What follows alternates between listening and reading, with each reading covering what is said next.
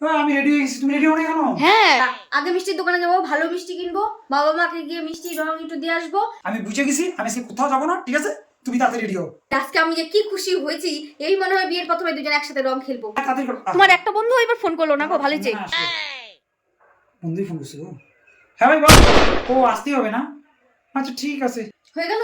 না, আমি কিন্তু যাইতে দেব না। আরে শোনো না, শোনো শোনো শোনো আমার কথাটা শোনো। আমি যেইভাবে যাইতেছি ঠিক এইভাবেই চলে আসবো। খালি জাস্ট দেখা করবো, নিজ থেকে দেখা করে চলে আসবো। তুমি বিশ্বাস করো, তুমি রেডি হয়ে বসে থাকবা, আসবা সোজা বাইক নিয়ে বেরিয়ে যাবো। 1 মিনিট দেখবো না, আমি এক্ষুনি যাবো আসবো, ঠিক আছে? যাও তাড়াতাড়ি যাও। আমি যাবো আসবো, এক্ষুনি আসছি, এক্ষুনি 5 মিনিট। রিয়া, তুমি গেছিলা কিভাবে, ফিরে আসছো কিভাবে? বিশ্বাস করো আমি না মানে ওদেরকে বললাম যে ভাই রং দিস না, আমি শ্বশুর বাড়ি যাবো। তো জামা কই, ঘড়ি কই, ঘড়িওয়ালা নিয়ে নিছে। আর চোখের চশমা, সানগ্লাসের গ্লাস কই? তাই তো কই, একটা কালা একটা সাদা লাগে কে? ও তার মানে একটা পড়ে গেছে।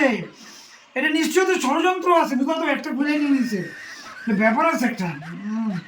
তুমি চলো, যাবো আমি।